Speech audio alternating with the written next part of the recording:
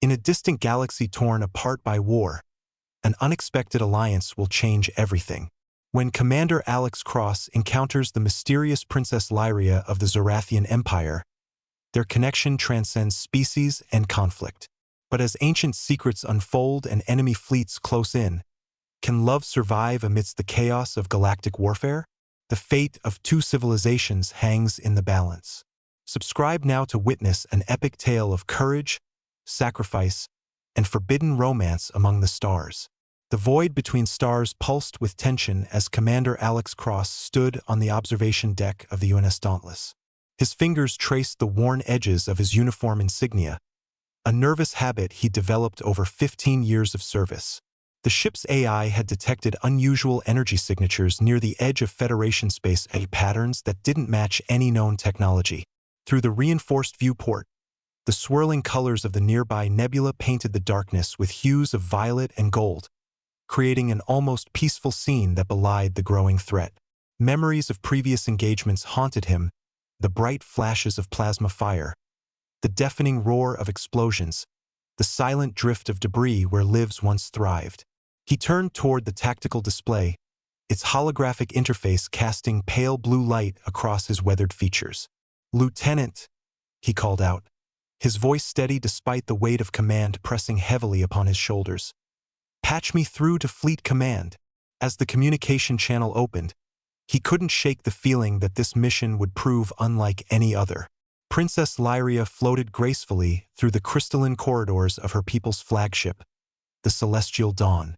Her translucent skin shimmered with iridescent patterns that shifted with her emotions, currently displaying waves of deep indigo mixed with silver threads, a sign of both apprehension and determination. The Zorathian Empire had maintained isolation for millennia, their advanced civilization choosing seclusion over expansion. Yet recent events had forced them into contact with these aggressive newcomers from Earth.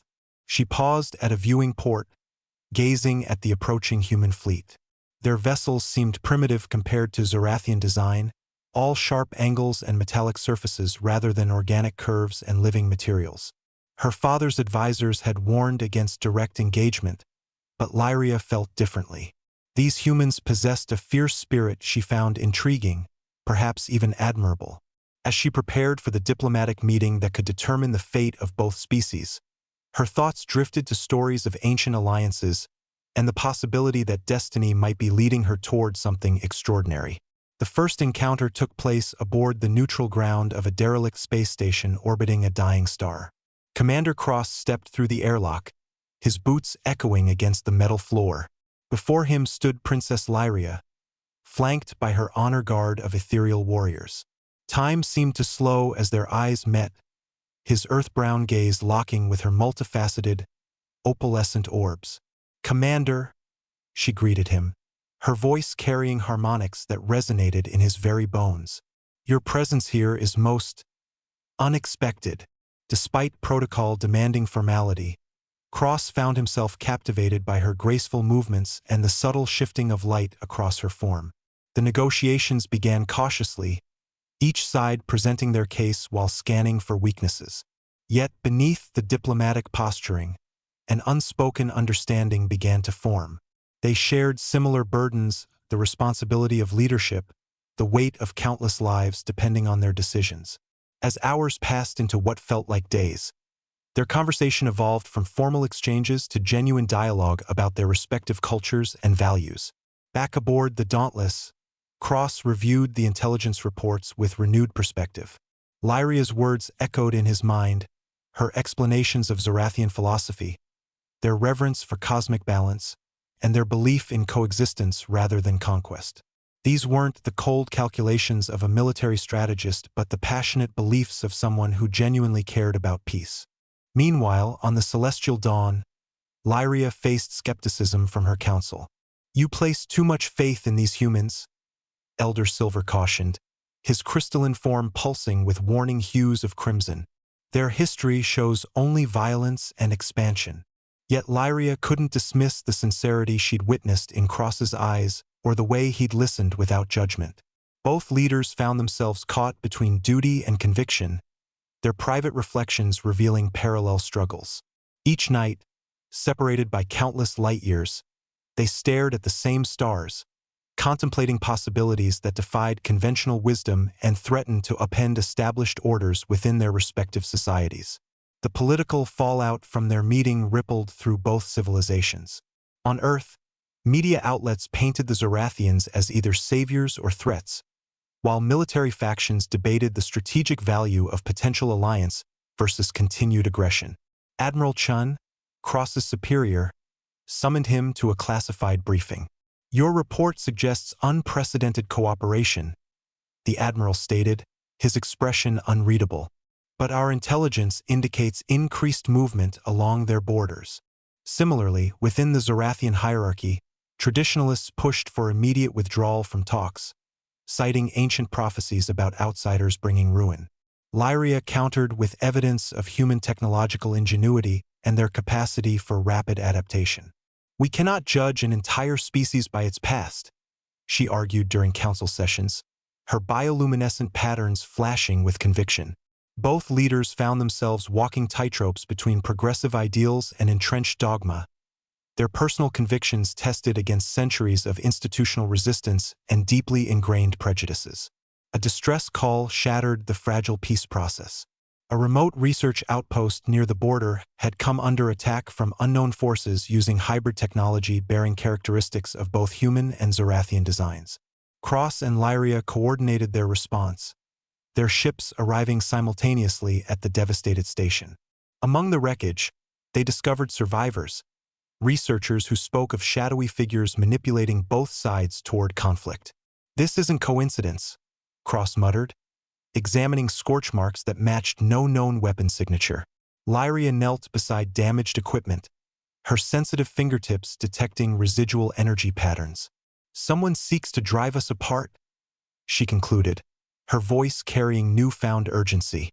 The investigation revealed a conspiracy reaching into high levels of both governments. As they worked together to piece together the truth, their professional respect blossomed into something deeper. Late-night strategy sessions turned into philosophical discussions, each revelation about their cultures drawing them closer. They began sharing meals in the neutral zone between their ships, their laughter echoing through empty corridors as they discovered common ground in their dreams for a better future. The conspiracy unraveled like a thread pulled from a tapestry, revealing intricate connections between rogue elements in both militaries. Secret documents obtained through dangerous covert operations exposed a cabal of warmongers profiting from perpetual conflict. Cross found himself questioning everything he'd believed about his own chain of command, while Lyria confronted traitors within her royal court. During one particularly tense confrontation, when enemy ships ambushed their joint investigative team, Cross shielded Lyria from incoming fire with his body. The moment froze time, his heart pounding not just from adrenaline but from the realization of how much her safety meant to him. Back in the medical bay, as medics treated his minor injuries, Lyria remained at his side, her bioluminescence dimming to a soft glow of concern. "Why risk yourself for me?" she asked, her voice barely above a whisper. "Because some things are worth protecting," he replied, their proximity sparking an undeniable attraction neither could deny any longer. Their growing relationship became impossible to hide, yet they chose discretion over secrecy. Shared glances during official meetings carried deeper meaning. Coded messages in diplomatic communiques hinted at midnight rendezvous. The crew of the Dauntless noticed their commander's changed demeanor, the spring in his step after secret meetings aboard the Celestial Dawn, the way his eyes lingered on star charts showing the Zorathian fleet's position. Meanwhile, Lyria's attendants whispered about the human commander who made her laugh with genuine joy, whose presence caused her skin to dance with patterns never seen before. They exchanged cultural traditions. She taught him the complex language of Zorathian light patterns, while he introduced her to Earth's classical music. Each stolen moment strengthened their bond, though both understood the danger their relationship posed to the fragile peace process. Yet when they stood together on the observation deck, watching twin suns rise over a gas giant, it felt like they were witnessing the dawn of something extraordinary that transcended politics and war. The final battle erupted with devastating speed. Shadow fleets emerged from hidden bases, their ships combining human and Zorathian technologies in grotesque amalgamations. Cross and Lyria found themselves coordinating a desperate defense, their combined fleets forming an unprecedented united front. All batteries, focus fire on their command center, Cross ordered, while Lyria directed her psychic warriors to disrupt enemy communications. Explosions lit up space like fireworks as capital ships clashed in deadly ballet. Through it all, they maintained constant contact, their voices steadying each other through chaos. When a massive enemy vessel targeted the celestial dawn, Cross diverted his entire squadron to intercept, shouting, "Not today, you bastards!" The tide turned when Lyria unlocked a previously dormant ability, her crystalline form amplifying to project protective fields around allied ships. Their enemies faltered, confused by this unexpected alliance demonstrating strength greater than its parts. As the last hostile vessel exploded, Cross and Lyria shared a look across the battlefield that spoke volumes about their shared victory and unbreakable bond. Victory came at great cost, ships lost, lives sacrificed, worlds damaged by the fighting. In the aftermath, Cross and Lyria faced their greatest challenge yet, convincing their peoples to embrace peace rather than vengeance. They stood together at the Peace Summit, their presence symbolizing unity despite different backgrounds. "We must choose hope over fear," Lyria declared, her voice resonating through the assembly hall. Cross added, "Together, we're stronger than our differences." The treaty negotiations stretched for months, each clause requiring careful consideration to satisfy both sides' needs and fears. During breaks, they retreated to private chambers where they could be simply Alex and Lyria, sharing quiet moments away from diplomatic pressures.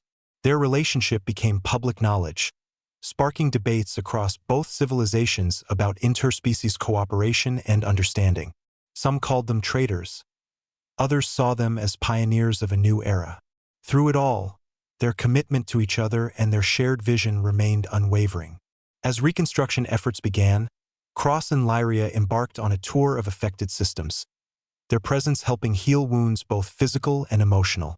They visited refugee camps where human and Zorathian survivors worked side by side, their children playing together despite obvious differences. At each stop, they planted symbolic trees engineered to thrive in both oxygen-rich and crystalline environments, representing their blended futures. The media followed their journey, capturing moments of genuine compassion, Lyria comforting grieving families with her healing touch, Cross organizing supply drops with military efficiency tempered by empathy. Scientists from both species collaborated on projects combining their technologies, resulting in breakthroughs neither could have achieved alone. Cultural exchange programs flourished, with humans learning Zorathian arts of light manipulation while teaching their guests about Earth's diverse heritage. Through these initiatives, prejudice gradually gave way to understanding, fear transformed into curiosity, and hostility evolved into cooperation. But peace proved more complex than anticipated. Extremist groups emerged on both sides, determined to sabotage the alliance. Assassination attempts forced Cross and Lyria to maintain constant security measures, their every public appearance requiring careful planning. One night, aboard the Dauntless, they discussed their future while reviewing threat assessments. "I can't ask you to give up your throne," Cross admitted, tracing patterns on her crystalline arm. "And I can't abandon my duty to Earth," she responded, her light patterns flickering with uncertainty. They considered every option: abdication, resignation, secret marriage, but each path led to complications threatening the fragile peace they'd built. Their solution came unexpectedly, establishing a new diplomatic corps dedicated to interspecies relations, with both serving as its founding members. This role allowed them to work closely while maintaining their positions, though it required creative solutions to bureaucratic challenges and delicate navigation of protocol. Their commitment inspired others to follow their example, proving that compromise needn't mean sacrifice. Years passed, and their influence shaped a new chapter in galactic history. The interspecies alliance flourished, incorporating other civilizations eager to join this unprecedented union. Cross and Lyria presided over ceremonies welcoming new members, their chemistry evident even during formal proceedings. Young officers looked up to them as role models, while veteran diplomats marveled at their ability to bridge divides.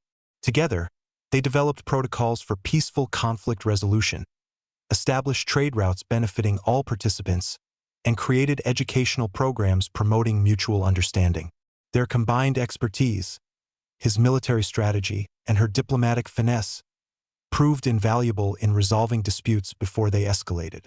During crises, their unified front reassured nervous populations, their visible partnership serving as living proof that differences could strengthen rather than divide. The universe watched as their relationship evolved from romance to partnership to legend, inspiring countless others to reach across boundaries of species and culture. When the time came for them to step back from active roles, Cross and Lyria chose a unique retirement. They established a research station on a moon orbiting a binary star system, dedicating their remaining years to studying interspecies compatibility and developing technologies to support future relationships like theirs. Young couples from various species sought their guidance, finding comfort in their wisdom and experience. The station became a symbol of hope, its gardens filled with hybrid plants and its libraries containing knowledge from countless worlds. Through it all, they remained devoted to each other and their cause, their love growing deeper with each passing year. On clear nights, they walked hand in hand through crystalline corridors bathed in starlight, reflecting on their journey and the legacy they'd created. Their story became part of galactic folklore, told to inspire future generations about the power of understanding and the beauty of embracing differences. Looking back from their vantage point among the stars, Cross and Lyria recognized how far both their peoples had come. Space lanes buzzed with peaceful commerce instead of military patrols. Scientific discoveries accelerated through collaboration, and cultural festivals celebrated diversity rather than division. Their initial meeting aboard that derelict station had sparked a revolution in thinking, proving that even the deepest chasms could be bridged with courage and compassion.